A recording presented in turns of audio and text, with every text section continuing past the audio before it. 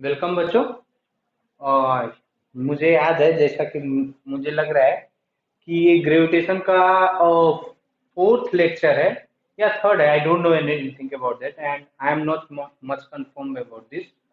हाँ, लेकिन आप लोगों को, हाँ, थर्ड या फोर्थ है। उसमें हम लोगों ने कुछ कुछ बात कर लिया, जैसा जैसे फर्स्ट वीडियो में हम लोगों ने इंट्रोडक्शन के बारे में बात किया था। And I am just very really sorry for this कि उसमें वीडियो में 40 मिनट तक कि 20-25 मिनट तक कोई आवाज नहीं आ रहा है, या आवाज आ भी रहा है तो बहुत ज्यादा दिक्कत की बात है। खैर, उसमें दिक्कत लेने की बात नहीं है। उसमें जो 20 से 25 मिनट थी वो ग्रेविटेशन की पूरी हिस्ट्री बताई गई थी। या यूं कह सकते हो कि एग्जामिनेशन या कंपटीशन पॉइंट ऑफ व्यू से तो इम्पोर्टेंट नहीं है, लेकिन अगर जो आप उसकी हिस्ट्री जानना चाहते हैं, या उसमें मैं ये बताया हूँ कि रियल में ग्रेविटेशन फोर्स है तो उसका कैसे सोचा गया, कैसे समझा गया। ये जो लॉ न्यूटन ने दिया, ये न्यूटन रियल में न्यूटन और कई सारे ढेर सारे साइंटिस्टों का इसका लॉ का बनने के पीछे कंट्रीब्यूशन था। तमाम तरीके की बातचीत हुई थी। खैर, अगर जो आप लोगों को वीडियो नहीं समझ में आया, नहीं, अगर जो आपको आवाज में थोड़ा दिक्कत हो रहा था तो उसके लिए सॉरी। फिर उसके बाद सेकेंड लेक्चर में हम लोगों ने थोड़ा बहुत देखा था ग्रेविटेशनल फोर्स के कैरेक्टरिस्टिक्स के बारे में, कि ग्रेविटेशनल फोर्स की प्रॉपर्टी क्या क्या हो गई थी। उसमें मुझे लग रहा है कि 8 से 10 कैरेक्टरिस्टिक या 5 से 6 कैरेक्टरिस्टिक्स के बारे में पूरा डीप में मैंने एक्सप्लेन किया था। हर एक पॉइंट को बहुत अच्छे से समझा गया था। फिर उसके थर्ड लेक्चर में हम लोगों ने देखा था थोड़ा बेसिक बेसिक, जैसे इक्विलेटरल ट्रायंगल है तो उसका कुछ बेसिक, जैसे अगर जो ये लेंथ निकालना है तो कैसे निकालेंगे, ये लेंथ निकालना है तो कैसे निकालेंगे, ये 60 डिग्री का होता है। ये तमाम तरीके की बातें हो चुकी थी। और उसी चैप्टर के कंटिन्यूअस में या उसी टॉपिक के कंटिन्यूअस में हम लोग ग्रेविटेशनल फोर्स का कुछ क्वेश्चन वहां कर चुके थे। आज कुछ क्वेश्चन यहाँ है। इसको आप लोग वीडियो को पॉज करके उतार लीजिए। उतार के सफिशियंट टाइम लेके वीडियो, सफिशियंट टाइम लेके आप लोग पूरे क्वेश्चन को कर डालो। ठीक है, उसके बाद देखना, यदि आप हमसे सिर्फ सीखना चाहते हैं तो आपको बेटा मेरे साथ काम करना पड़ेगा। आपको अगर जो सुनेंगे तो उतना ज्यादा इफेक्टिव नहीं होगा जितना कि आप नोट्स में इसको अपने से खुद से करने की कोशिश करेंगे। तभी आपको समझ में आएगा कि कहाँ मैंने गलती किया, कहाँ नहीं गलती किए करना चाहिए। ये सब तमाम सारी बातें कभी तब कब आएगी, जब बेटा आप खुद से करने की कोशिश करेंगे। ठीक है ना? तो वीडियो को पॉज करके एक बार कर डालो। इसमें क्या है, वही क्वेश्चन है फिर से। Find the gravitational force on M in each case. ठीक है, वीडियो को पॉज करके आप लोग कर डालिए। वीडियो को पॉज करके आप लोग कर डालिए। ठीक है, मैंने माना कि आपने वीडियो को सफिशिएंट टाइम के लिए पॉज किया और कर डाले। मैं अब करने जा रहा हूं, आप लोग इसका आंसर देखिएगा। जैसे मैं इसको कर रहा हूं, इसमें क्या करना है बेटा, कुछ भी नहीं यार। देखो, ये वाला इस पे फोर्स लगाएगा, ये वाला इस पे फोर्स लगाएगा, लगाएगा कि नहीं? दोनों का फोर्स क्या होगा, अट्रैक्टिव होगा। तो कर लो। मान लो कि अगर जो सेकंड्स में लिखना होगा तो ठीक, अगर जो डायरेक्ट जल्दी जल्दी करना होगा तो ये वाला इस पे फोर्स लगाएगा इधर को। मैंने मान लिया ये एफ, और ये वाला भी कितना लगाएगा, एफ लगाएगा। अच्छा सर, ये क्या बात हुआ, दोनों आप इक्वल कैसे बोल दिए? क्योंकि दोनों का देखो, इसका भी मास एम, इसके भी बीच का मास एम, इसका भी मास एम, इसका भी मास एम है। दोनों के बीच का डिस्टेंस क्या होगा, सेम। तो दोनों का क्या होगा, सेम। मैग्नीट्यूड क्या होगा, सेम। अब डायरेक्शन क्या होगा, अलग अलग। तो जो इस पे फोर्स होगा वो इस पे फोर्स होगा। ठीक है, और उस फोर्स की वैल्यू क्या होगी बेटा, फोर्स की वैल्यू होगी G M, M upon D का होल स्क्वायर होगा। ठीक है। अच्छा ठीक है सर, बता दिए, सही किए। अब ये बताओ कि इसका कैसे निकालेंगे resultant. Force is a vector quantity. तो अगर जो इसको देखूंगा बेटा, तो ये रियल में ऐसे ही है ना, एक फोर्स इधर है और एक फोर्स इधर है, और इसके बीच का एंगल कितना है यार, बोलो। ये इक्विलेटरल ट्रायंगल है। तो इक्विलेटरल ट्रायंगल में हर एक एंगल कितने का होता है, 60 डिग्री। तो ये कितना हो जाएगा, 60 डिग्री। अब मेरे बच्चे, इसको करने का दो तरीका है, इसको करने का दो तरीका है। एक जो डायरेक्ट मैं तुम लोग को वीडियो के एकदम स्टार्टिंग में बताया था, कुछ कह क्या था ना, कि अगर जो दो फोर्स है और दोनों के बीच में 60 डिग्री का होता है तो रियल में कैसे निकालते हैं। तो रियल में अगर जो डायरेक्ट मैं लिखूंगा तो ये अपने कितना हो जाएगा, बताओ, तुम लोग बताओ कितना हो जाएगा, बोलो। नहीं आ रहा है, नहीं आ रहा है तो ये कहानी कर लो यार। क्या, vector method, F square plus F square plus 2f into F cos 60 degree under root F square, ये कितना हो जाएगा 2f² प्लस 2f² और cos 60 की वैल्यू कितनी होती है बोलो, cos 60 की वैल्यू कितना, 1/2, तो ये हो जाएगा 1/2, 2 से 2 कैंसल, मतलब √3f हो जाएगा। यानी एफ नेट कितना आ जाएगा बेटा, अगर जो एफ नेट लिखूं तो एफ नेट कितना आ जाएगा √3, ये लिख दो, GM/m का d², हो गया ना, ये एफ नेट आ गया, कर डालिए, मैं मिटा रहा हूं। हालांकि मुझे ये लिखने की जरूरत नहीं थी, ये 60 डिग्री है तो ये रियल में √3 आता ही है, √3f0, ठीक है ना, मिटा रहा है। एक और मेथड है जो मैं तुम लोग को बोला था कि रियल में, मैं बोला था ना कि तुम लोग को वो कंपोनेंट में, ये कौन सा मेथड दिया, वेक्टर रिजल्टेंट मेथड है। एक और था कंपोनेंट मेथड, उसको देखते हैं कैसे करेंगे। सेकेंड मेथड,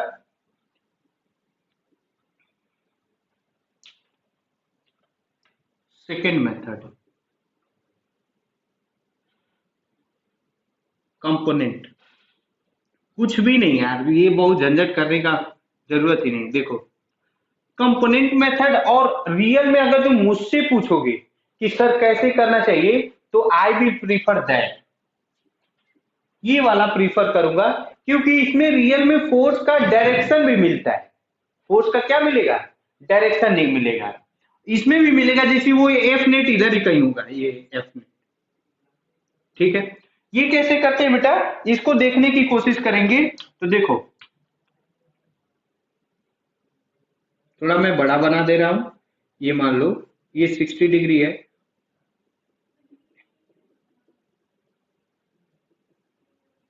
ठीक है, ये बेटा ये 60 डिग्री है, और ये, अरे ये देखो ना तुम लोग, ये अगर जो ट्रेंगल है बेटा, ये ट्रेंगल है तो ये 90 डिग्री है ना, ये पूरा का पूरा क्या है 90 डिग्री है, ये पूरा का पूरा क्या है, ये 90 डिग्री, तो ये भी कितना है 90 डिग्री है। तो 90 डिग्री और ये कितना होता है 30 डिग्री, ये कितना होगा 30 डिग्री, तो इसी को मैं इक्वल करके मैं ये बना दे रहा हूँ ना, पूरे को मैं मिटा के ये बना दे रहा हूँ,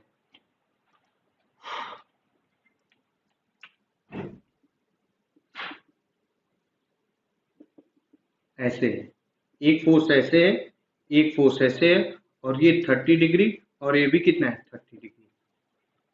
अच्छा ठीक है, इसका ये भी एफ है और इसका भी एफ है। अच्छा इसका कंपोनेंट मेथड से तोड़ोगे तो इधर कितना होगा, ये हो जाएगा एफ, बोलो तुम लोग, इसका है, इसको मैं ऐसे लिख ले रहा हूं, इसको मैं ब्लैक पेन से थोड़ा लिखना पसंद करूंगा ताकि आपको डिफरेंस समझ में आ जाए। इसका लिखूंगा तो जीरो, देखो ध्यान से सुनना, कंपोनेंट मेथड में जिधर एंगल उधर थीटा कॉस थीटा, जिधर एंगल उधर कॉस थीटा, तो ये कितना हो जाएगा बेटा, ये हो जाएगा आपका एफ कॉस 30 डिग्री, और इधर हो जाएगा एफ साइन 30 डिग्री। अच्छा अगर जो इसका लिखूंगा तो इसका कितना हो जाएगा, इसका फिर से इस ब्लैक वाले का लिखूंगा तो ये फिर से इधर हो जाएगा एफ कॉस 30 डिग्री, और इधर हो जाएगा एफ साइन 30 डिग्री।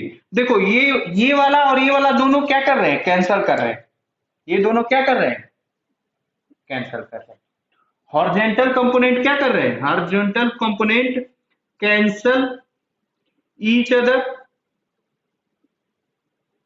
और एक और बात है, ये बताने में इतना टाइम लग रहा है, करोगे तो बहुत जल्दी जल्दी करोगे, तो एफ नेट कितना आ जाएगा, एफ नेट आ जाएगा बेटा रियल में कितना आ जाएगा,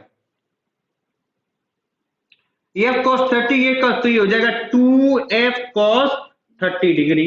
अच्छा 2f कॉस 30 डिग्री वैल्यू रख दो, ये कितना हो जाएगा, 2f की वैल्यू यहाँ पे है ही, जी एम, m/d², और cos 30 की वैल्यू कितनी होती है √3/2, टू से टू कैंसल, तो ये जाएगा √3 GMM/d²।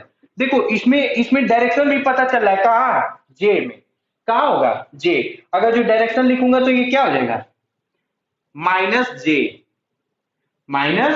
-j। ठीक है बेटा, अगर जो मुझसे पूछोगे तो ये इंपॉर्टेंट है, ये इसमें देखो, इसमें डायरेक्शन पूरा क्लियरली पता चल रहा है। इसमें क्या होगा कि वेक्टर का एक ये फॉर्मूला होता है डायरेक्शन निकालने का, tan थीटा की वैल्यू नहीं होता था b cos theta a + b sin theta, ठीक है ना, उसको कभी मैं टाइम से बताऊंगा, अभी वो बताने का समय नहीं है, लेकिन ये बहुत अच्छा मेथड है, इसी को मैं बहुत, ये है यूटिलाइज इन 90% केस, कितने 90%, 90% में मैं इसी को यूज करूंगा। ओके, अगर जो आपको कोई दिक्कत हो तो आप कमेंट कर सकते हैं, समझ में नहीं आया हो, मिटा रहा मैं, इसको करो, इसको तो कर ली होगी, इसका क्या आंसर आया है,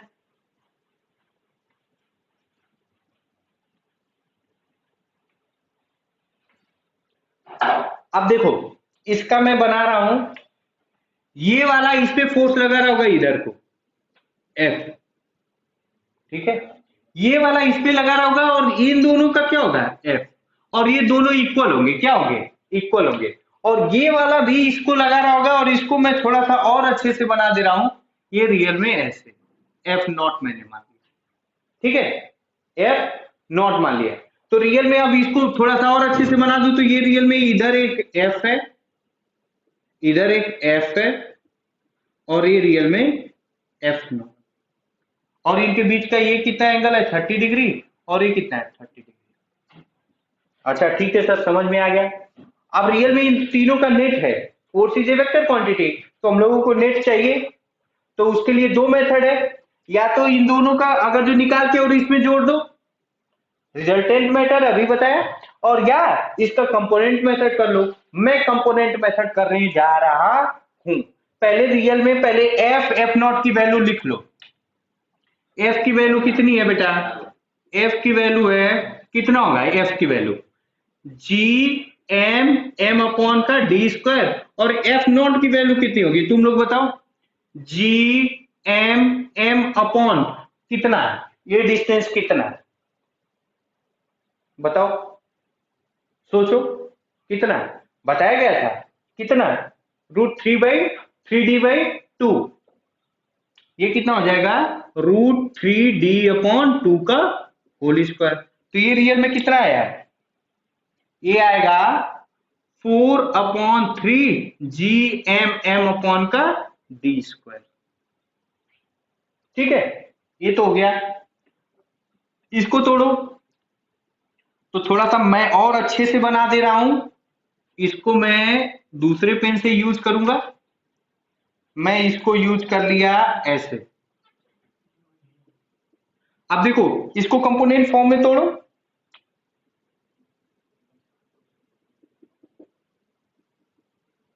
हाँ देखो इसका कितना है, इसका एक बनेगा आपका, कितना बनेगा F cos 30 डिग्री, और इधर बन जाएगा F sin 30 डिग्री, और इसका बनेगा तो इधर फिर से एक बन जाएगा F cos 30 डिग्री, और इधर हो जाएगा F sin 30 डिग्री, ये दोनों क्या करेंगे, दोनों कैंसिल कर देंगे, तो इसका मतलब F नेट कितना आएगा बेटा, F नेट आएगा कितना, F0 F cos 30 है, F0 plus F cos 30 degree, ये दोनों क्या हो जाएगा 2F cos 30 डिग्री, और कौन सा जे कैप में,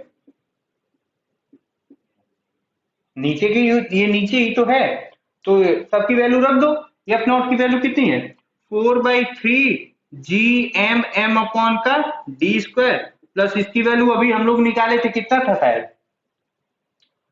देखो तुम लोग 2F की वैल्यू GMM/ d का होल स्क्वायर इंटू cos 30 की वैल्यू होती है 3√3/2, 2 से 2 कैंसल, तो ये कितना आ जाएगा, ये कॉमन निकल गया, ये क्या है कॉमन निकल रहा है, तो रियल में हो जाएगा G4/3 प्लस √3 और GM अपॉन का D² का जे कैप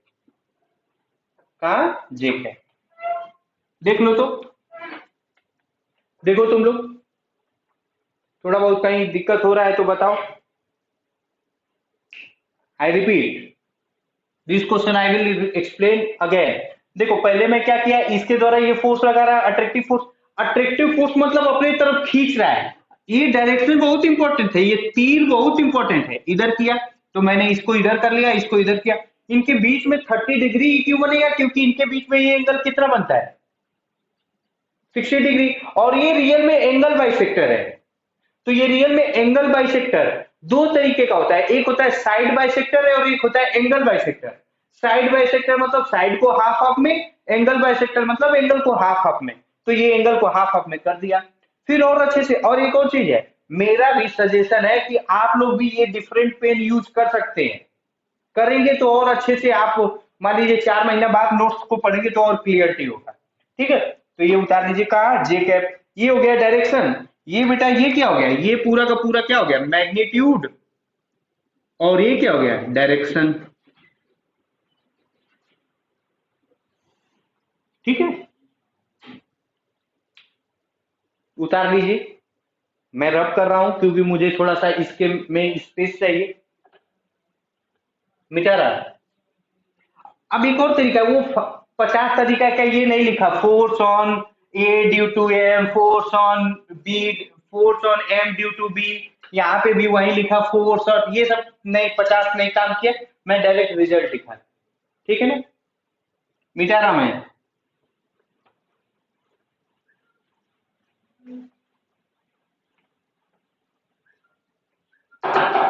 इसका देखो, इसको थोड़ा सा सीक्वेंस में करेंगे और लिखेंगे। क्या करेंगे, लिखेंगे। थोड़ा मैं नेमिंग कर दूं।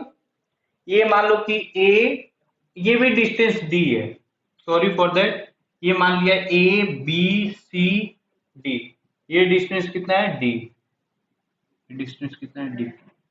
अच्छा एक बात बताओ, ये डी है, ये डी है, तो ये वाला डिस्टेंस कितना होगा पहले ये बताओ। ये कितना होगा, √d कितना होगा, डी स्क्वायर पाइथागोरस थ्योरम, तो कितना हो जाएगा √2d। कितना होगा √2d। अब मैं लिख रहा हूं, मान लो कि ए बी सी डी, मैं लिख रहा हूं force on M due to A कितना होगा ए का। तो ये कितना हो जाएगा, इनके बीच में GM × 3m अपॉन, ये बात ध्यान में रखना है, ये दोनों स्मॉल एम में है। दोनों क्या बेटा स्मॉल एम में है। तो m × 3m और इनके बीच का डिस्टेंस कितना √2d का होल स्क्वायर। ठीक है, मजा आ गया। फिर इसका फोर्स ऑन, लिख रहा हूं देखो सही से, force on m due to b कितना हो जाएगा GM × 2m अपॉन का d का होल स्क्वायर। इसी तरह force on m due to d कितना हो जाएगा GM × 4m अपॉन d का होल स्क्वायर। इसको सॉल्व करोगे तो ये कितना आ जाएगा 3/2 आएगा क्या, 3/2 GM का होल स्क्वायर अपॉन d²। इसका करेंगे तो ये आ जाएगा 2GM का होल स्क्वायर अपॉन d², और इसका निकालेंगे तो ये कितना हो जाएगा 4GM का होल स्क्वायर अपॉन d²। अब इनका रिजल्टेंट चाहिए, तो रिजल्टेंट के लिए दो मेथड, एक रिजल्टेंट और वेक्टर वाला लॉ ऑफ पैरेललोग्राम, और एक component. I will prefer component method.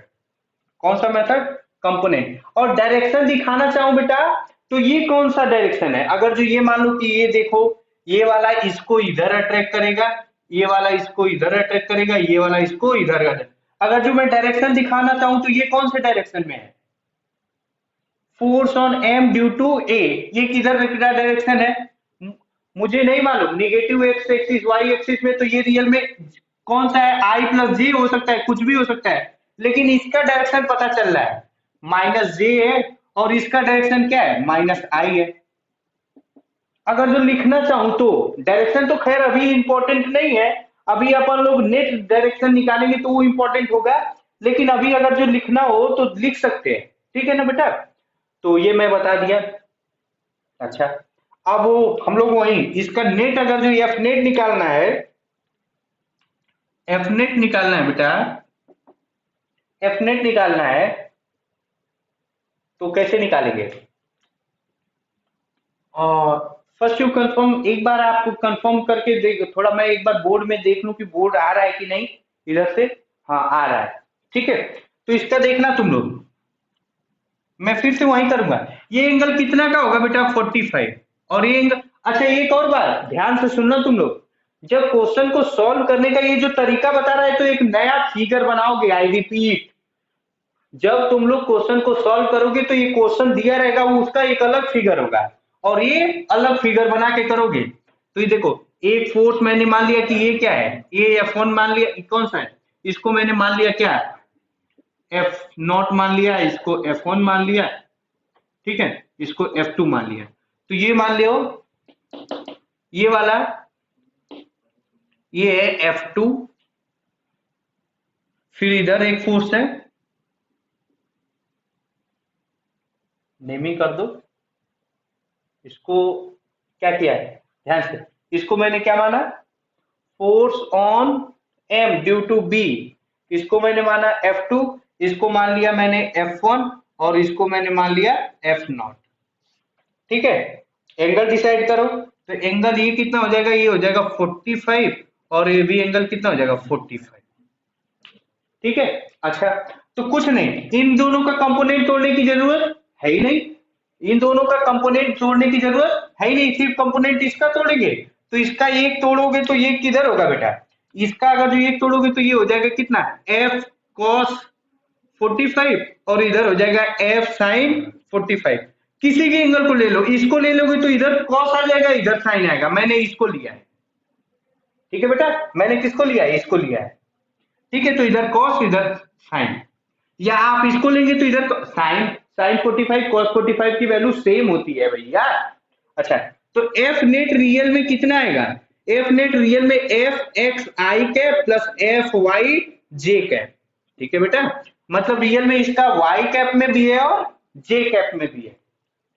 X cap में मतलब एक्स डायरेक्शन में भी फोर्स है और वाई डायरेक्शन में, एफ एक्स लिखना होगा तो एफ एक्स कितना होगा, ये होगा F2 plus F cos F0, F0, F0, F0 cos 45, कौन सा, माइनस आई कैप, माइनस क्यों, क्योंकि ये रियल में ओरिजिन से किधर है, निगेटिव लेफ्ट में। अच्छा, एफ वाई अगर जो लिखना होगा तो कितना हो जाएगा, F1 plus F0 sine 45 degree, और ये किधर हो जाएगा माइनस जे में।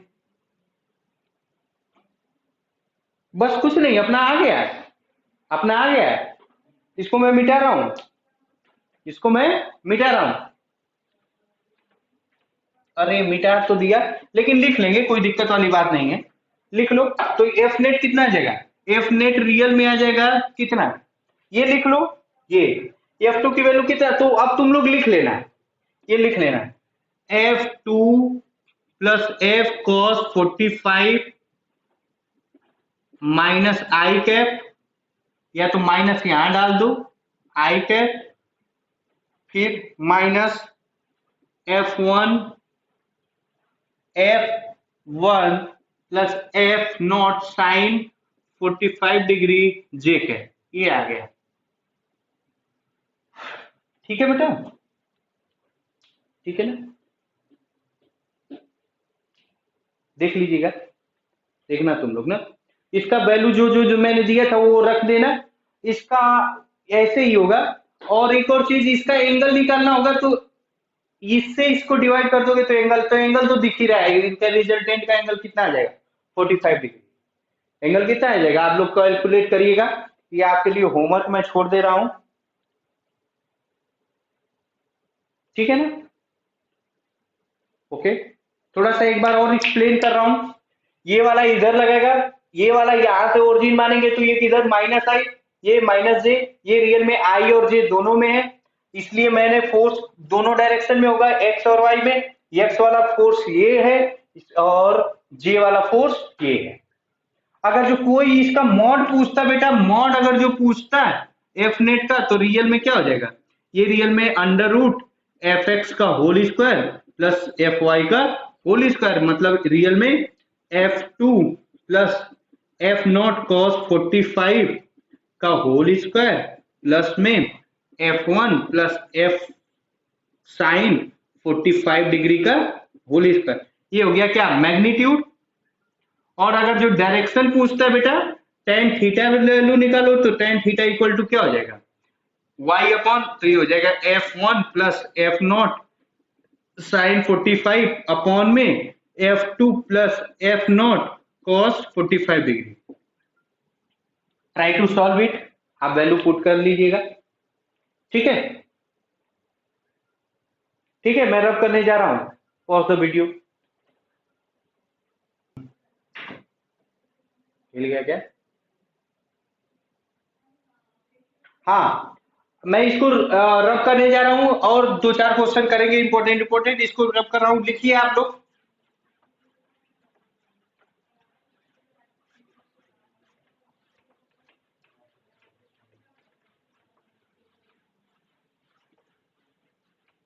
लिखिए, two identical solid copper sphere, two identical solid copper sphere of radius r, two identical solid copper sphere of radius r, are placed in contact with each other, are placed in contact with each other. The gravitational force between them is directly proportional to the gravitational force of attraction between them, ये सिंगिस का question है, is directly proportional to, पहला option है, पहला option है बेटा are square B, are के power -2 C, are के पावर 4 और डी आर के पावर -4। ठीक है, इनका रेडियस क्या है, सेम। आप लोग वीडियो को पॉज करके सफिशिएंट टाइम ले लीजिए, आप लोग वीडियो को पॉज करके सफिशिएंट टाइम लेके कर डालो, वीडियो को पॉज करके सफिशिएंट टाइम लेके कर डालो। ठीक है, मैंने मान लिया कि आपने वीडियो को सफिशिएंट टाइम के लिए पॉज किया और कर डाला। आंसर आप लोगों के हिसाब से आप लोग ये सोचेंगे force equal to G m1 m2 upon are square, और इसका मतलब force is inversely proportional to r square से force is equal to r -2, तो हो सकता है ये ऑप्शन सही है। कितने लोगों ने ऐसे किया, गलत, ये गलत है। रियल में मास के बारे में अपने को आइडिया नहीं है, सोचो, मास के बारे में आइडिया नहीं है। जब मास के बारे में आइडिया नहीं है तो हम लोग कहीं मास का कहानी करेंगे, मास का क्या करेंगे, कहानी। तो देखो क्या करेंगे, आइडेंटिकल सॉलिड स्फीयर है, मतलब रियल में कॉपर का स्फीयर है, डेंसिटी सेम होगा तो मास, मान लीजिए ए मान लिया, ये बी मान लिया, तो क्या हो जाएगा, mass of A is equal to mass of B. और मास होगा कितना भैया, मास ऑफ ए कितना होगा, रियल में मास अपॉन वॉल्यूम, क्या डेंसिटी इंटू वॉल्यूम ऑफ ए हो जाएगा, और स्फीयर का वॉल्यूम कितना हो जाएगा 4/3 पाई आर क्यूब होगा, बस रख दो, आ जाएगा फोर्स क्या हो जाएगा।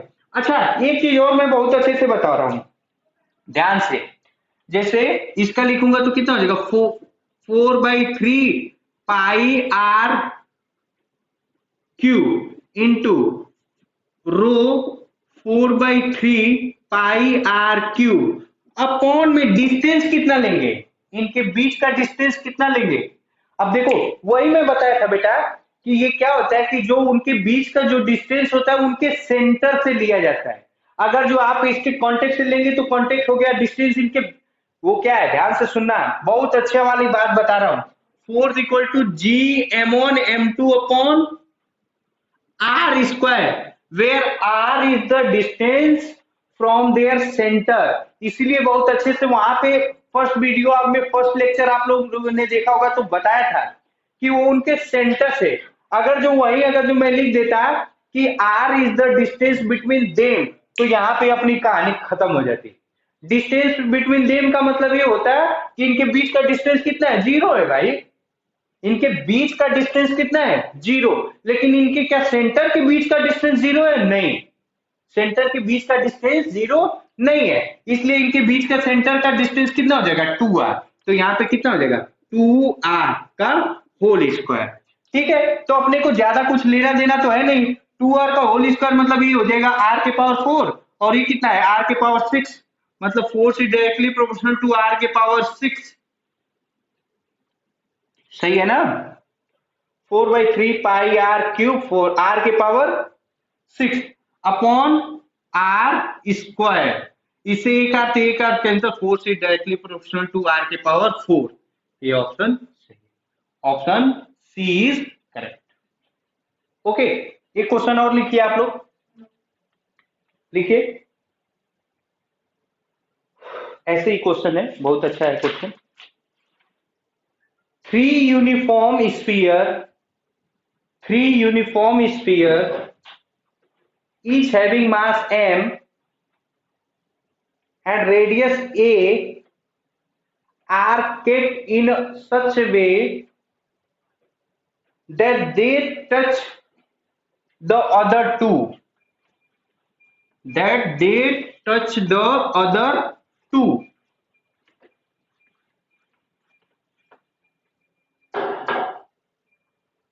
find the magnitude of gravitational force, on any of the sphere due to other two। Real में क्या है, आइडेंटिकल है, ये कैसे स्फीयर है, ये ऐसे है, और ये ऐसा क्वेश्चन करवाया गया सेंटर ऑफ मास में। थोड़ा सा आप लोग भावनाओं को समझिएगा, अच्छे से बनाइएगा।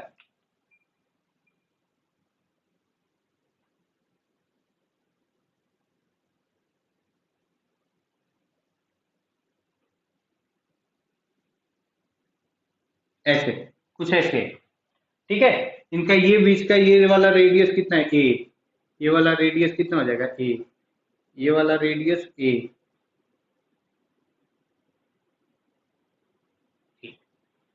ठीक है, आइडेंटिकल यूनिफॉर्म स्फीयर है तो क्या बता रहा है, ग्रेविटेशनल फोर्स। आप लोग ट्राई करें, वीडियो को पॉज करो और कर डालो, वीडियो को पॉज करो और कर डालो।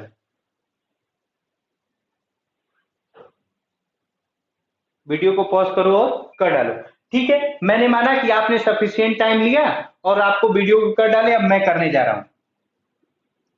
देख बेटा, ध्यान से समझना, तुम लोगों को लेक्चर के पहले मैं बताया कि if there will be any spherical body then we can assume that whole mass of the body is concentrated at the centre of the sphere. इसका मतलब ये पूरे स्फीयर का अगर जो मास, मान लो कि इसको मैंने मान लिया ए बी सी, तो पूरा का पूरा ए का मास कहां होगा, इस पे। तो इसका मतलब पूरा का पूरा मास ये एम है, ये रियल में एम है, और इनके बीच का डिस्टेंस कितना है, 2a। और ये इनके ये बीच का डिस्टेंस कितना है, ये m है, और इसके बीच का ये वाला डिस्टेंस कितना है, 2a। ये 2a, तो ये रियल में तुमको नहीं लग रहा है इक्विलेटरल ट्रायंगल बन रहा है, बन रहा है कि नहीं बन रहा है, बन रहा है। तो इसका रियल में किसी किसी मान लो मैं किसी पे निकालिया, इस पे निकालिए, तो ये वाला फोर्स ऐसे निकालेगा, ये वाला फोर्स ऐसे निकालेगा, ये एफ दोनों का डिस्टेंस सेम है तो सेम हो जाएगा। तो यहाँ पे एफ नेट कितना होगा बेटा, ये एफ नेट रियल में ऐसे होगा क्या,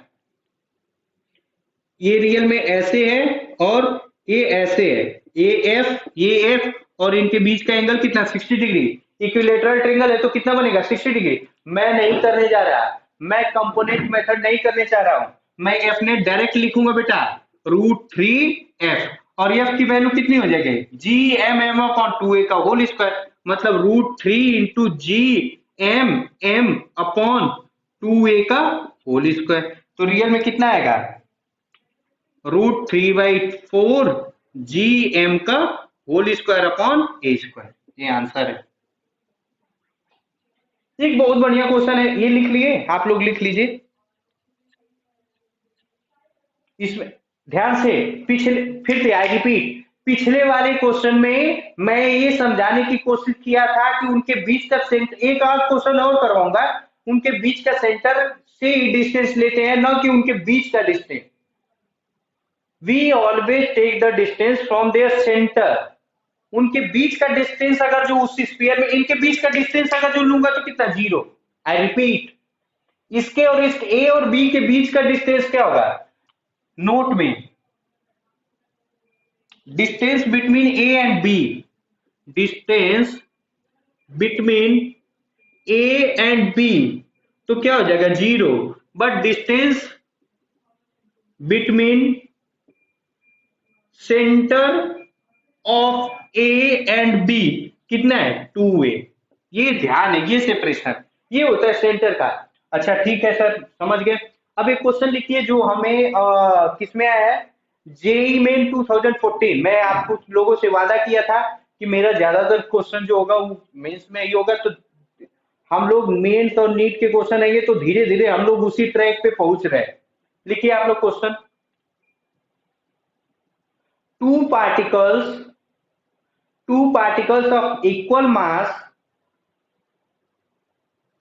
are moving in a circular path of radius r, are moving in a circular path of radius r under the mutual gravitational force, under the mutual gravitational force, then the speed of the particle, then the speed of each particle, then the speed of each particle। क्या दिया है बेटा, question क्या दिया है, ध्यान से सुनना। जैसे एक मान लो कि ये कोई सेंटर है, सेंटर है, और इससे ये रियल में कोई एक सर्कुलर पाथ में दो पार्टिकल घूम रहे हैं। ये कब है, जेई मेंस 2014। एक ये पार्टिकल है, दोनों का मास सेम है, तो ये पार्टिकल, और मैं मान लिया, मैं कहीं मान सकता हूं, ये मान सकता हूं, ठीक है। मैं ये, अच्छा एक बात और ध्यान से सुनना तुम लोग, आई रिपीट, ये मास को मैंने यहां यहां एकदम जस्ट सामने क्यों माना है, यहां क्यों नहीं माना, यहां क्यों नहीं माना, क्योंकि बेटा जब यहां पे होगा तो रियल में वो लोग, वो रियल में और वो सर्कुलर पाथ में घूम ही नहीं पाएंगे, इसलिए हम लोगों ने अपोजिट अपोजिट माना। ठीक है, ट्राई करिए, वीडियो को पॉज करके मैं आंसर आंसर लिख दूं।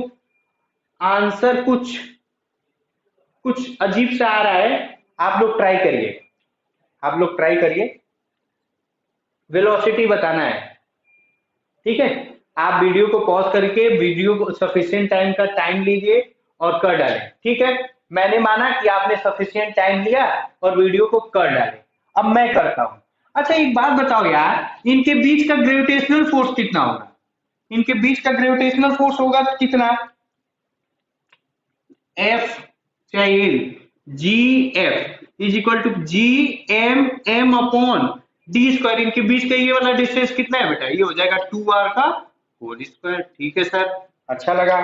अच्छा तो इसका मतलब ये कितना हो जाएगा, ये हो जाएगा 1/4 जीएम का whole square upon are square.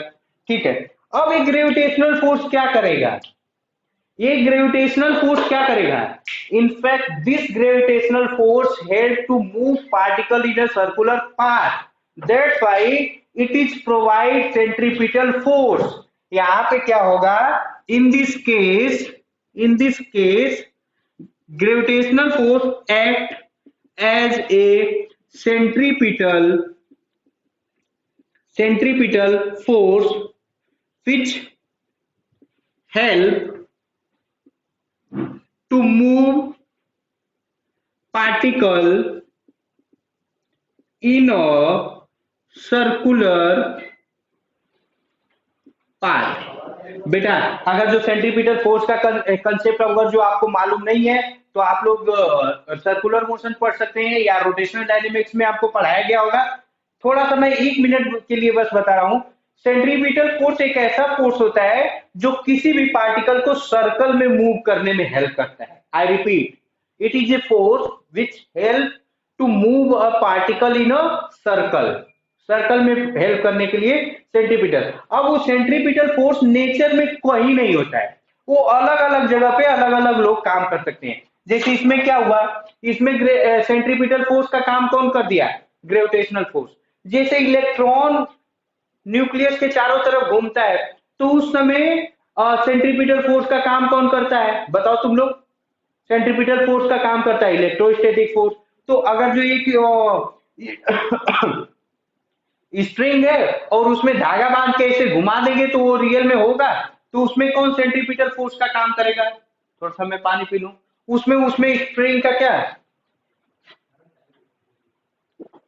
जो स्ट्रिंग का टेंशन है वो सेंट्रीपिटल फोर्स का काम करेगा। तो यहाँ पे रियल में ग्रेविटेशनल फोर्स किसका काम किया, सेंट्रीपिटल।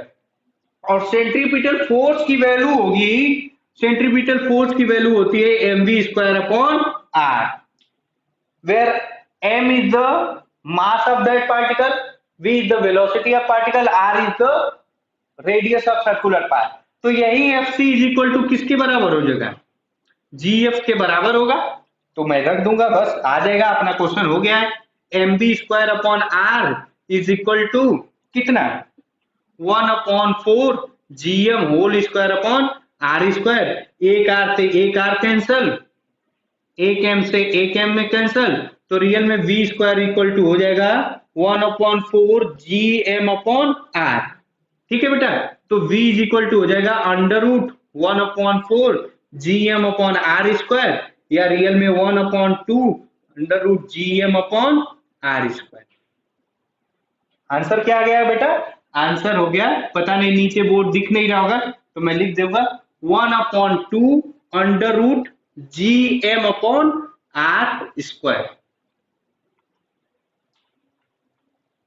ठीक है, एक क्वेश्चन और लिख लीजिए।